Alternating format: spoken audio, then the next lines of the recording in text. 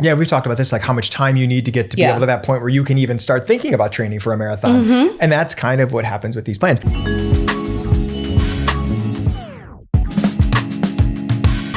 Jeffrey. Hello. What are we talking about today? We are talking about 9 steps to return to running. Yes, if you're injured or you're coming back after a long break. I mean, it even works if you're just starting running, but we're in the context of like you broke your leg and you had to come back and you couldn't just pick up where you left off. Sadly, I could not. It's not. Yeah. And so all of us at some point, if you stick around this game long enough, you're going to find yourself there. No matter who you are, no matter how fast you are, you're going to do something where life might get in the way. You might get injured. You might get sick. Whatever happens in life, you're going to take a break. What's the longest break you've ever taken from running? Or like injury?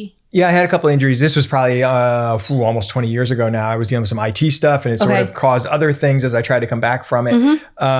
So it was a little while, over a year probably, where I was getting in like 3-mile runs. But the thing is, and I think this is one of the things that we'll kind of talk about, is I went through like setbacks because I just kind of was like, the coming back from this kind of sucks. Yeah. And you get like I just don't want to do it. I don't want to go through it. Yeah. And I didn't put in the work to actually get back to where I needed to be. And so it just delayed my return to running. Yeah. Because sometimes you like want to go back to where you were, but you really can't. Like you cannot just like, I was training for a marathon when I broke my leg and running 5-6 times a week. And then I broke my leg and now I'm lucky if I can get out like 3 times a week, 4 times a week. And you get frustrated. Oh, yeah. Yeah. And that's all part of it. So this article that we've got, the 9-step return to running, I love it. And it's such common advice in there that applies to so many of the topics we talk about. And I'm going to say this one and you're going to be like, bing, bing, bing. Too much too soon. Oh, that's not what I thought you were going to say. Okay. Oh, no, it's the thing we do all the time. We runners, we're impatient. Like I said with myself, I just get frustrated because I couldn't get back to where I wanted to be. And so you go back to running as fast as you used to run and you try to like, hey, I was running 25 miles a week before I got hurt. I'm going to go do 25 miles a week or a 30-minute run. Yeah. And you can't just, and so you do too much too soon and you set yourself back even more. Yeah.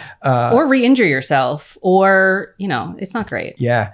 In that article, though, Monique wrote this, and Monique on our staff, one of our health and fitness editors, she wrote this. She was looking at the Omega Project plan, specifically in her research on this. And I love it because we have a couple of plans like this. We have a 12-step plan that will get you to run if you've never run before in your life. And we don't say a 12-week plan. Right, yes. Because it's not weeks for some people. It could be longer. Yeah. Or it could be shorter depending on. Yeah. So you go through these steps. And this is the same thing with this Omega plan is it's you go from like 2 minutes of running and 1 minute of walking. Yep. A certain number of like, I think it's 7 or 8 intervals or whatever it is in that first. And when you can do that comfortably, then you go to 3 minutes of running and 1 minute of walking and kind of keep increasing that. Yeah. And then you'll increase the number of intervals as well. Until eventually you're up to 20 minutes of running or 30 minutes without a break. Yeah. Right? And it just is, some people want to rush it. Some people want to plow right through and get to it. But the thing that I liked about it is not only that it's like, it's incredibly easy to follow. Like it is so simple to follow. It's like 9 steps and they're very easy. But I like that Monique also broke down, like, if you are feeling something, here's how to address it. And some of it is like, if you're feeling it in the warm up, here's what to do. If you're feeling it on the run, here's what to do. If you're feeling it when you start running, but then it goes away, here's what to do. And then if you feel nothing, continue to move on. Yeah. But I love that it like really simply broke everything down because we've all been on runs, even when we're not injured, where you're like, ooh, this kind of hurts. But then when I keep running, it feels fine. So like, I'm going to keep going. Or like, ooh, this hurts and it doesn't stop. And so I just love that this like really clearly addresses like each of the things that you could experience when you're out on a run. And that something is soreness. Oh yeah. Right. If you have this soreness and it's kind of like you said, she gives you, if you have this, do this, it could be go back a step. Yeah. Right. And reduce the amount of running that you're doing. Yeah. Any of this, like running, no matter what, it's not a linear progress. No matter where you're at in it, you don't always see improvements. You have setbacks. You have days that just kind of stink. And even like our marathon training plans, you'll build, say 2 or 3 weeks up, and then you'll cut back a week. Yeah. You'll reduce your volume a little bit. It just allows your body to absorb the work you've been doing before you start going back up again. Yeah. And that's intentional and by design. And that's kind of what Monique was building in with that soreness is like, hey, all right, you hit too much. Yeah. bring it back down, let your body acclimate, and then you can go after it again. Yeah. I mean, that's what happened to me. Broke my leg, came back really slowly, and was making a ton of really good progress because I was also adding in strength training. Sorry to tell you. And my paces were getting faster and faster than they were even before I had broken my leg. And then I sort of like hit a place where like my knee was starting to bother me just because of like how the surgery went and where. Anyway. Now, was that because of the injury or compensating for something? Not to get graphic, but I have a rod in my leg, and so they cut in right below my knee, so it's there. So you knew it was just part of the recovery. Yes, and my doctor is like, I talked to my doctor about it, like it's all fine, but he was like, yeah, sometimes that's just gonna hurt, and so I've recently like taken more days off from running than I normally would, and sort of like eased off because I'm going to train for a marathon soon. And so I want to be able to go at that as uninjured as possible. Yeah, we've talked about this, like how much time you need to get to be able to that point where you can even start thinking about training for a marathon. And that's kind of what happens with these plans. You mentioned soreness a second ago. And you running through it, right? When like in the middle of the run, it kind of goes away. Yeah. And in that article, Monique actually talks about soft tissue soreness versus bone soreness. And like with soft tissue, you can kind of get through it. You can kind of run through it, and once you maybe doesn't get so bad. Once you run enough, you can kind of feel like what is soft tissue, what is I should stop running right now. Yeah, when you have something with the bone, like stop running right now. Stop running right now. Stop running yesterday. Stop running. Yes. Get an MRI also. Right. We don't want to do that because sometimes we're just like, oh, it's just a muscle. It's just like something hurt. And, I was feeling something in my foot the other day. And I was your foot like, or your Achilles? No, this was my foot. Okay. I was just like, and it was, I had run trails the day before. So I was like, oh, it's just I hadn't been using those little things in my feet because I'm just running on pavement every day. The trails are all over into your. Yes, I'm aware of how trails work. And it went away. And, I was like, just aware of it. Okay. Is it better today? Yeah, it's totally fine. Okay. That was 2 days ago. And I like it. But, I think about like the muscle soreness thing, and it's so counterintuitive. Like I'm going to run through like soft tissue soreness a lot of times. And we've done this, maybe seems like bad advice here, but like sometimes if you have sore quads, you go do downhill intervals.